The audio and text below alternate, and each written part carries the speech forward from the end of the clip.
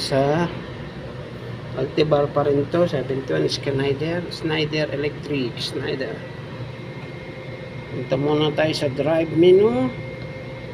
Sa input output, tingnan na itong laman ng input output.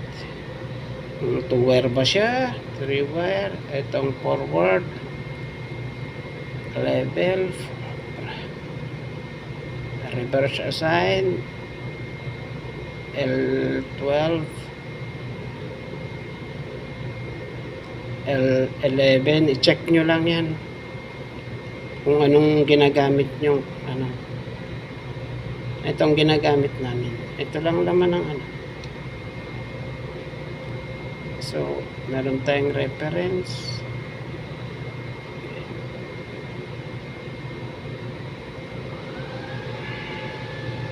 So hindi naman to ginagamit ng mga tao.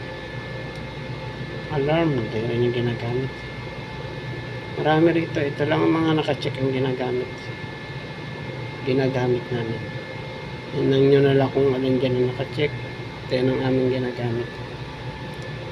Yan lang ang babaguhin nyo pagka nagkakabit kayo ng bagong motor. Sundin nyo lang yan. Ganun lang kasimple.